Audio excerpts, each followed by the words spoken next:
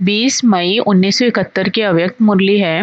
मुरली की हेडिंग है विधाता वरदातापन की स्टेज। विधाता वरदातापन की स्टेज। विधाता और वरदाता यह दोनों ही गुण अपने में अनुभव करते हो। जैसे बाप विधाता भी है और वरदाता भी है, वैसे ही अपने को भी दोनों ही प्राप्ति स्वरूप समझते हो। जितना जितना वरदाता बनते जाएंगे उतना ही वरदाता बन वरदान देने की शक्ति बढ़ती जाएगी, तो दोनों ही अनुभव होते हैं। वह अभी सिर्फ विधाता का पाठ है, अंत में वरदाता का पाठ होगा। क्या समझती हो? कोई ने कहा दोनों पाठ अभी चल रहे हैं, कोई ने कहा अभी एक पाठ चल रहा है। वरदान किन आत्माओं को देते हो और वरदाता किसके लिए बनते हो? एक होता है नॉलेज को देना, दूसरा है वरदान रूप में देना। तो विधाता हो या वरदाता हो, किन्हों को वरदान देती हो? विधाता अर्थात ज्ञान देने वाले तो बनते ही हो, लेकिन कहाँ विधाता के साथ साथ वरदाता भी बनना पड़ता है। वह कब? जब कोई ऐसी आत्मा हिम्मतहीन, निर्बल लेकिन इच्छुक होती है, चाहना होती है कि हम कुछ प्राप्ति करें। ऐसी आत्माओं के लिए ज्ञानदाता बनने के साथ साथ आप विशेष रूप से उस आत्मा को बल देने के लिए शुभ भावना रखते हो, व शुभ चिंतक बनते हो। तो विधाता के साथ साथ वरदाता भी बनते हो, एक्स्ट्रा बल अपनी तरफ से उनको वरदान के रूप में देते हो। तो वरदान भी देना होता और दाता भी बनना होता है, इसलिए दोनों ही हो। यह अनुभव कब किया है? भक्ति मार्ग में साक्षात्कार द्वारा वरदान प्राप्त होता है, क्योंकि वह आत्माएं इतनी निर्बल होती है जो ज्ञान धारण नहीं कर सकती, स्वयं पुरुषार्थी नहीं बन सकती, इसलिए वरदान की इच्छा रखती है और वरदान रूप में उनको कुछ न कुछ प्राप्ति होती है। इस रीति जो कमजोर आत्माएं आपके सामने आती हैं, जिन आत्माओं की इच्छा को देखकर तरस की, रहम की भावना आती है, रहमदिल बन अपनी सभी शक्ति की मदद दे उनको ऊंचा उठाना, यह है वरदान का रूप। अभी बताओ कि दोनों ही हो या एक? कोई आत्माओं के प्रति आप लोगों को विशेष प्रोग्राम भी रखने पड़ते हैं, क्योंकि अपनी शक्ति से वह धारण नहीं कर पाते हैं, तो शक्ति का वरदान देने वाली शिव शक्तियां हो। इसलिए सुनाया कि अभी ज्यादा सर्विस चलनी है नॉलेज के विधातापन की, अंत में नॉलेज देने की सर्विस कम हो जाएगी, वरदान देने की सर्विस ज्यादा होगी। इसलिए अंत के समय वरदान देने वाली आत्माओं में वही संस्कार मर्ज हो जाएंगे और वही मर्ज हुए संस्कार द्वापर में भक्त के रूप में इमर्ज होंगे। तो अभी नॉलेज अर्थात ज्ञान के दाता की सर्विस है, फिर वरदाता की होगी, समझा? फिर इतना समय ही नहीं होगा, ना आत्मा में शक्ति होगी, इसलिए वरदाता बन वरदान देने की सर्विस होगी। अभी ये सर्विस कम करते हो, फिर ज्यादा करनी होगी। अभी वारिस बनाने की सर्विस है, फिर होगी सिर्फ प्रजा बनाने की सर्विस। परंतु थोड़े समय में इतनी प्रजा बनाने के लिए, वरदाता मूर्त बनने के लिए मुख्य क्या टेंशन रखना पड़े? वरदाता मूर्त बन थोड़े समय में अनेक आत्माओं को वरदान के दे सके, उसके लिए क्या करना पड़े?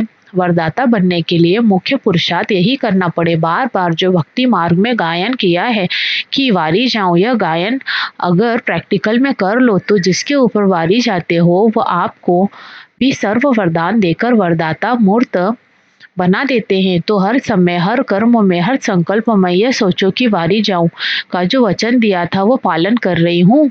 तो बाप वरदाता मूर्त है ना, आप सभी भी बाप समान वरदाता मूर्त बन जाते हो। तो इतनी चेकिंग करते हो, एक संकल्प भी किसके प्रति न हो। जो भी संकल्प उठता है उसमें बाप के प्रति कुर्बान का वारी जाने का रहस्य भरा हुआ हो। ऐसी चेकिंग करते रहो तो फिर माया सामना करने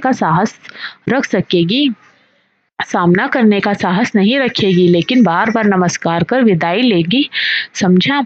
तो ऐसा बनने के लिए अब इतनी चेकिंग चाहिए। और दूसरी बात, वरदानी मूर्त बनने के लिए सर्व शक्तियों को अपने में देखना चाहिए कि इतना स्टॉक जमा किया है जो दूसरे को दे सकूं। अगर जमा ही नहीं किया होगा तो दूसरे को क्या देंगे? तो वरदानी मूर्त बनने के लिए सर्व शक्तियों को अपने में इतना जमा करना पड़े जो दूसरे को दे सके। इतना जमा का खाता है, वह कमाया और खाया, यह रिजल्ट है। एक होता है कमाया और खाया, दूसरा होता है जमा करना, और तीसरा होता है जो इतना भी नहीं कमा सकते, जो स्वयं को भी चला सके, दूसरे की मदद ले अपने को चलाना पड़ता।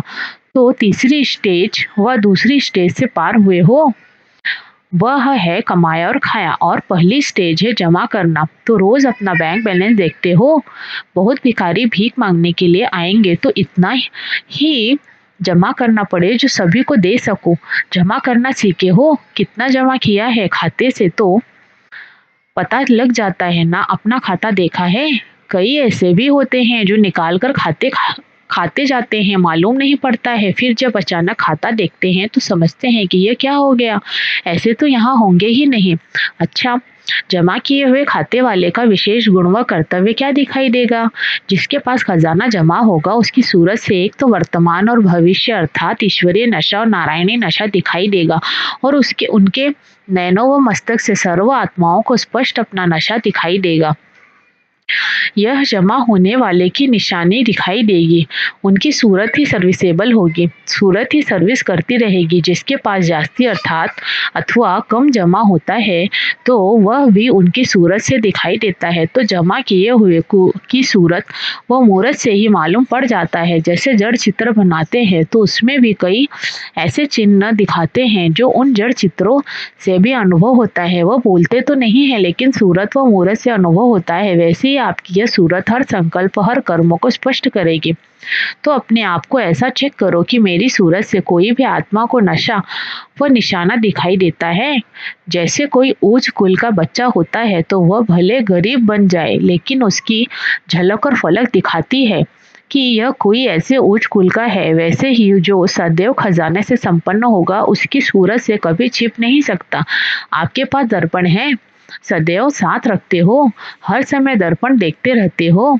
कई ऐसे भी होते हैं जिनको बार बार दर्पण देखने की आवश्यकता भी नहीं होती है, तो आप सेकंड सेकंड देखते हो व देखने की आवश्यकता ही नहीं पड़ती। जब तक अपनी चेकिंग का नेचुरल अभ्यास हो जाए तब तक बार बार चेकिंग करनी पड़ती है। धीरे धीरे फिर ऐसे बन जाएंगे जो बार बार देखने की भी दरकार नहीं पड़ेगी, सदैव सजे सजाए ही रहेंगे। जब तक यह सदैव सजे सजाए रहने की आदत पड़ जाए तब तक बार बार अपने को देखना और बनाना पड़ता है। जब 2-4 बार देख लिया कि जब माया किसी भी प्रकार से किस भी रीति से मेरे श्रृंगार को बिगाड़ नहीं सकती, फिर बार बार देखने की जरूरत ही नहीं। फिर तो अपना साक्षात्कार दूसरों के द्वारा भी आपको होता रहेगा।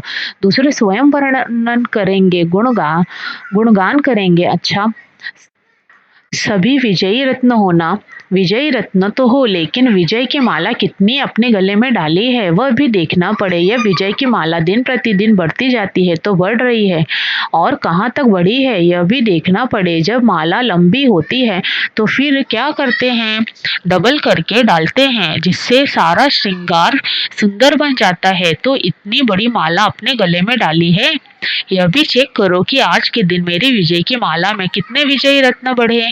अच्छा, दृष्टि से सृष्टि बदलती है, यह भी अभी की कहावत है। कैसी भी तमोगुणी व रजोगुणी आत्माएं आए लेकिन आपकी सतोगुणी दृष्टि से उनकी सृष्टि, उनकी स्थिति बदल जाए, उनकी वृत्ति बदल जाए। आगे चलकर ये अनुभव बहुत आत्माएं करेंगी। जैसे यादगार दिखाया हुआ है कि तीनों लोकों का साक्षात्कार कराया, यह भी अभी का गायन है। आप लोगों के सामने आने से दृष्टि द्वारा उन्हों को 3 लोग तो क्या अपनी पूरी जीवन कहानी का मालूम पड़ जाए। जैसे शुरू में स्थापना के समय ज्ञान की सर्विस इतनी नहीं थी, नजर से निहाल करते थे, तो अंत में भी ज्ञान की सर्विस करने का मौका नहीं मिलेगा। जो आदि हुआ है वही अंत में आप लोगों द्वारा चलना है। जैसे वृक्ष का पहले बीज प्रत्यक्ष रूप में होता है, बीच में वह बीज मर्ज हो जाता है, फिर अंत में वही बीज प्रत्यक्ष रूप में दिखाई देता है। तो आप आदि आत्माओं में भी जो पहला फाउंडेशन पड़ा हुआ है वही सर्विस अंत में भी होनी है। अच्छा, ओम शांति।